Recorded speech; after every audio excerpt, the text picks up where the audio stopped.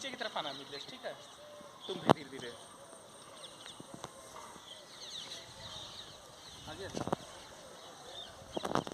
नमस्कार, मैं हूं विकास सिंह चौहान और मैं आपका स्वागत करता हूं मेरे YouTube चैनल मगध से परिचय पर।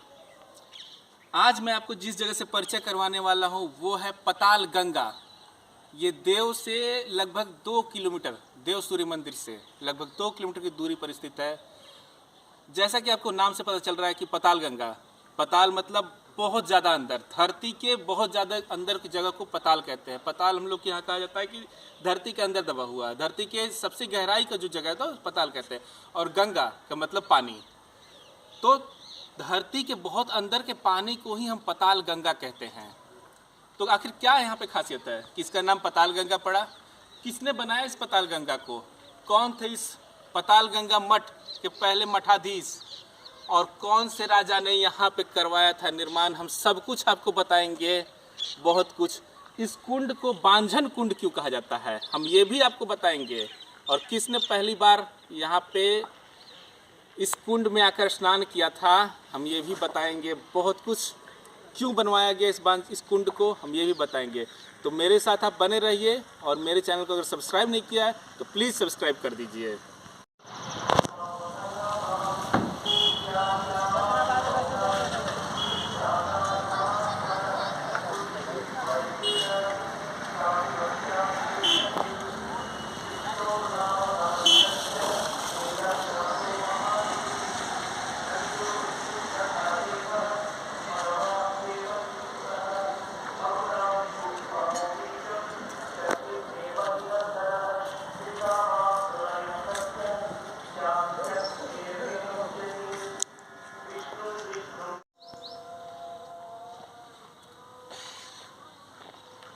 ये है देव का पताल गंगा द्वार। इसे कहा जाता है श्री ज्ञानी नंद ब्रह्मचारी द्वार पताल गंगा देव। मेरे सामने देख रहे हैं, ये है चरकुनवा कुंड, चरकुनवा कुंड। और ये दूसरी तरफ कैमरा करके दिखाइए, दूसरी तरफ जो है ये है 3 कोण का कुंड। ये 2 कुंड यहाँ पे हैं और इन दोनों कुंड को मिला करके कहा जाता है पताल गंगा। पताल गंगा ये सिद्ध स्थल इसलिए है क्योंकि यहाँ पे श्री 108 ज्ञानी नंद बाबा जी ने यहाँ पे कदम रखा था। वो खुद एक सिद्ध पुरुष थे जिन्होंने इस पताल गंगा का निर्माण कराया था। अनुश्रुतियों में कहा जाता है, जनश्रुतियों में ये कहा जाता है कि ज्ञानी नंद बाबा को एक बार जब यहाँ पे आए तो ये जगह बिल्कुल बंजर हुआ करता था। तो बाबा जी को प्यास लगी यहाँ पे, उन्होंने यहाँ के कुछ लोगों से पानी का आग्रह किया, जल का आग्रह किया कि मुझे जल दीजिए।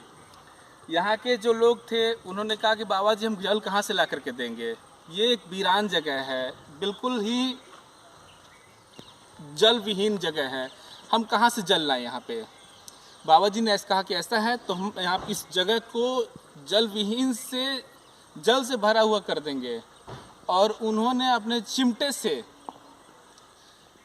से इस कुंड का, जो कि चरकुनवा कुंड कहा जाता है इसको, इस कुंड का निर्माण किया। इसी जगह पे उन्होंने अपना चिमटा मारा था और इस कुंड का निर्माण हुआ और तभी से इसको पताल गंगा कहा जाने लगा। कहा जाता है कि उस चिमटे का असर पताल तक गया और वहाँ से इसका जल निकला हुआ है, इसलिए इसे पताल गंगा कहा जाता है। नीचे पहाड़ बड़े हैं, इसी को बांझन कुंड कहा जाता है। बांझन कुंड इसे इसलिए कहा जाता है क्योंकि इसमें कहा जाता है कि जो भी स्त्रियाँ जिनको पुत्र पैदा नहीं होता है, उन्हें पुत्र अगर चाहिए हो तो यहाँ पे आकर के स्नान करें और उसके बाद यहाँ पे वस्त्र त्याग करें। आप देख सकते हैं यहाँ पे कई स्त्रियों ने वस्त्र अपना त्याग किया है।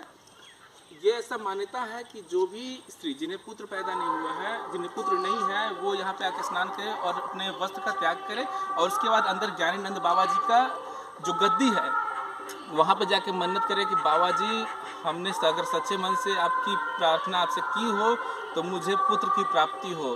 कहा जाता है कि यहाँ सबसे पहले बाबा जी ने इस उपाय को राजा भीष्म नारायण सिंह को बताया था। राजा भीष्म नारायण सिंह के, जो कि देव के जो आखिरी राजा थे, जगन्नाथ प्रसाद, उनके पिताजी थे। उनको उनकी 3 पुत्रियां थी और उनके पुत्र नहीं थे। राजा जी ने आके ज्ञानीनंद बाबा से आग्रह किया कि बाबा जी मुझे पुत्र की लालसा है, मुझे इस स्टेट के लिए, इस देव रियासत के लिए अगला राजा चाहिए, अगला उत्तराधिकारी चाहिए। बाबा जी ने उनसे कहा कि आप रानी से कहिए कि यहाँ पे वो आकर के स्नान करे और वस्त्र दान करे। रानी ने ऐसा ही किया और बाबा जी से विनती किया। उसके बाद उन्हें पुत्र पैदा हुआ था जिसका नाम राजा जगन्नाथ प्रसाद रखा गया था। ये जो स्थान देख रहे हैं, यहीं पे ज्ञानीनंद बाबा, ब्रह्मचारी बाबा पहली बार आके विराजमान हुए थे। यही सबसे सिद्ध स्थल है और जब उन्होंने पानी की तलाश की थी तो वो यहीं पे उपस्थित थे। खंटे को भोग करके और यहाँ गंगा अवतरित हुआ। गंगा अवतरित में है कि माँ यहाँ बहुत बड़ा शक्तिशाली रखा गया। ज्ञानीनंद ब्रह्मचारी कहें एक बार घूमते फिरते यहाँ पर आए और यहाँ घूमते फिरते आए, एक चौराहा को देखा, गाय चरा रहा था। उसको कहा कि भैया हमको पानी की ज़रूरत हो। तो कहा कि अगर महात्मा तू हो, अपना महात्मा जाने, अपना अगर तुझमें शक्ति है तो अपना तू खंती को खोद और पताल में से गंगा निकाल दे। तो उसी पताल में से खंती को मारा और पताल में से गंगा फूटी, तब से बहने लगी। और यहाँ गंगा जो है कि यहाँ अवतरित होती है और अंदर से सोई में गंगा अवतरित होती रहती है। सब दिन यहाँ जल भरा रहता है, यहाँ का जल कभी नहीं सूखता है।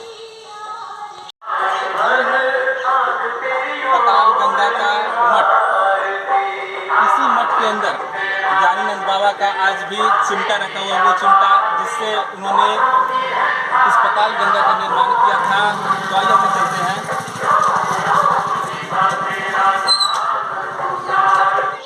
ज्ञानीनंद बाबा का गद्दी का जगह है जहाँ पे यहाँ पे विराजमान हुए थे ज्ञानीनंद बाबा। उसके बाद इसी पर बैठते हैं। ये ज्ञानीनंद बाबा की गद्दी है और ये बाकी मठाधीश, अगर हम चाहेंगे कि आप करीब से इनको तस्वीर ले सके तो। और इसके बाद में लास्ट में ये बाबा और फिर उसके बाद में ये बाबा।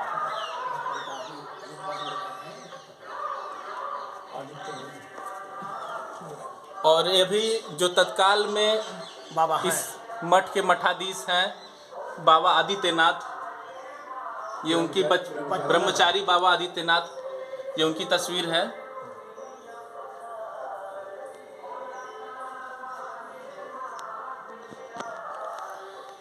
ये जो मठ है ये अपने आप में एक सिद्ध स्थल है, इसलिए क्योंकि यहाँ पे जो भी लोग अपनी मन्नत को लेकर के आते हैं उनकी मन्नत पूरी होती है। ऐसा बाबा जी ने बताया। बाबा जी क्या सच है कि जो लोग उस तिलकुनवा कुंड में जाकर के वस्त्र दान करते हैं, स्नान करते हैं, 1000 बाबू वहाँ जब आए एक साल में तो 900 का काम पूरा हो जाता है जी।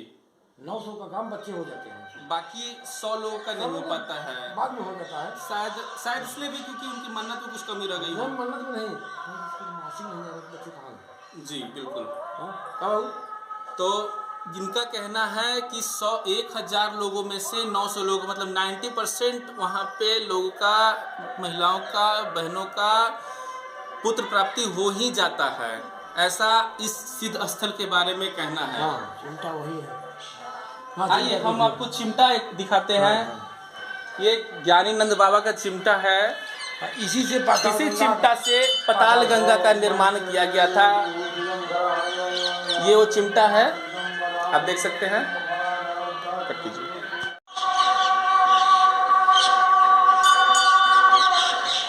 ये श्री अभयानंद बाबा, ब्रह्मचारी बाबा का ये खड़ाऊ है। यहाँ पे उन्होंने ये उनका कह सकते हैं कि इन्होंने यहीं पे अपना खड़ाऊ दान किया था और यहीं पे उनको पंचतत्व में ही विलीन किया गया था, इसी स्थान पे। तो इसके आगे चलते हैं बाबा ज्ञानीनंद के सेकंड। आइए प्लीज।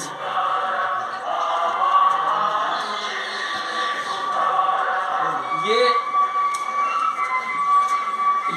बाबा ज्ञानीनंद का वो स्थान है जहाँ पे ज्ञानीनंद बाबा पंच तत्वों में विलीन हुए थे। ये उनका खड़ाऊ आप देख सकते हैं, आप प्लीज दिखाइए।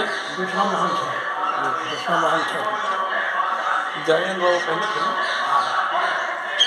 यही यहाँ के पहले मठाधीश थे ज्ञानीनंद बाबा जी, ब्रह्मचारी बाबा जी। और उसके बाद ही बाकी महंत आए थे। ये 1793 में इनका जन्म हुआ था और 1918 में ये पंचतत्व में विलीन हुए थे ज्ञानानंद बाबा जी। इस मठ का निर्माण भी उसी समय किया गया था, ज्ञानानंद बाबा जी के समय में ही, जब महाराजा जयप्रकाश नारायण सिंह इस देव स्टेट रियासत के राजा हुआ करते थे। उसके बाद विष्णु नारायण सिंह हुए, उसके बाद जगन्नाथ प्रसाद हुए। लेकिन सारे राजाओं का इस मठ के ऊपर बहुत ज़्यादा ध्यान रहता था, क्योंकि वो जानते थे राजा जगन्नाथ प्रसाद स्वयं भी इस मठ पे अक्सर आया करते थे और अक्सर यहाँ से आशीर्वाद लिया करते थे। ये जो आप स्क्रीन पर तस्वीर देख रहे हैं, ये देव के महाराज जयप्रकाश नारायण सिंह और उनके पुत्र राजा भीष्म नारायण सिंह की तस्वीर है। ये देव स्टेट के आखिरी राजा जगन्नाथ प्रसाद के दादाजी हुए महाराजा जयप्रकाश नारायण सिंह, और देव स्टेट के जो राजा थे आखिरी राजा, उनके पिता हुए राजा भीष्म नारायण सिंह। ये उनकी तस्वीर है। उसके बाद बने देव स्टेट के राजा जगन्नाथ प्रसाद सिंह। इन्होंने ही राजा जयप्रकाश नारायण के समय में ही देव पतलगंगा का निर्माण काल शुरू हुआ था। उसके बाद राजा भीष्म नारायण सिंह ने उसकी सेवा की और फिर राजा जगन्नाथ प्रसाद ने भी उसकी सेवा की है। ये आप जो मेरे सामने मंदिर देख रहे हैं, श्री गौरी शंकर मंदिर, ये बाबा ज्ञानानंद के समय में ही बनाया गया है। ऐसा कहा जाता है कि ये मंदिर जिनकी सिद्धियां पूरी हो गई, उन्होंने इस मंदिर का निर्माण किया है। इस मंदिर का जो कि गौरी शंकर मंदिर है, ये ज्ञानानंद बाबा के समय में ही बनाया गया था। उसके बाद ये श्री संकट मोचन मंदिर भी उसी तरह से बनाया गया है। ज्ञानीनंद बाबा ने जब यहाँ पे थे तो कईयों की मन्नत यहाँ पूरी थी। आज भी ऐसी है मान्यता है कि यहाँ पे मन्नत पूरी होती है, इसलिए लोग यहाँ पे आते हैं और अपनी मन्नत को, अपनी सिद्धियों को पूरा करते हैं। बाबा का आशीर्वाद है इस जगह पे। आज भी बाबा यहाँ पे निवास करते हैं, ज्ञानानंद ब्रह्मचारी बाबा। जब यह सिद्धि प्राप्त, जब उनकी इच्छा पूरी हुई, तब यहाँ पे श्री हनुमान जी को विराजमान किया गया था। वो अपनी जो मन्नत थी वो पूरी हुई थी, इसलिए उन्होंने करवाया था।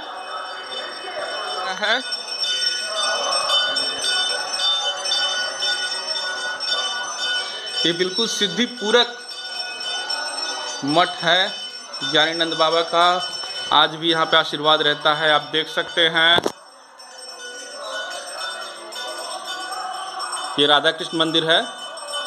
ये यहाँ पे जन्माष्टमी के दिन बहुत बड़ा मेला लगता है और बहुत ही धूमधाम से यहाँ के पूजा अर्चना की जाती है। जन्माष्टमी के रात यहाँ पे भगवान श्री कृष्ण का जन्म उत्सव बड़े धूमधाम से मनाया जाता है,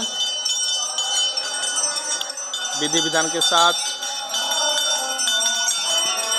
मठ के अंदर तो पतालगंगा जरूर आए।